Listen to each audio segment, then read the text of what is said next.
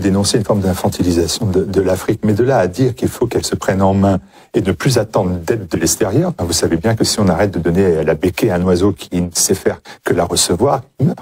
Non, mais l'Afrique, les Africains sont capables de vivre. Les Africains, à travers le temps, à travers l'histoire, ont montré qu'ils avaient traversé diverses épreuves. Le problème, c'est que nous avons imposé un mode de développement à l'Afrique. C'est cela. Développement, ce n'est pas la coopération. Quand De Gaulle a donné l'indépendance à ces pays africains, il ne leur a jamais promis le développement. Il leur a promis la coopération. Or, la coopération s'est transformée en développement. Qui dit développement? Dit développement par rapport à nos modèles. Alors, pendant un certain temps, certains pays, les pays soviétiques, ont voulu proposer les modèles de type socialiste, pendant que nous proposions les modèles de type libéral. Tous ont échoué.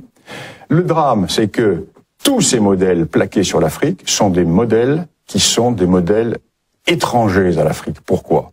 Car ce sont des modèles qui reposent sur des expériences individualistes. Or, l'Afrique, les Afriques, sont des partis communautaires. Vous ne pouvez pas greffer des prunes sur un palmier, même si vous mettez 3 tonnes d'engrais. Le porte-greffe, ça ne fonctionne pas. Les Africains ne sont pas des Européens pauvres à la peau noire. Ils ont leur civilisation, ils ont leur façon de penser.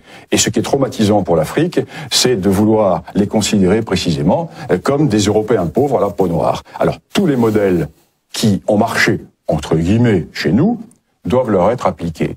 La démocratie, les droits de l'homme, le libéralisme, etc.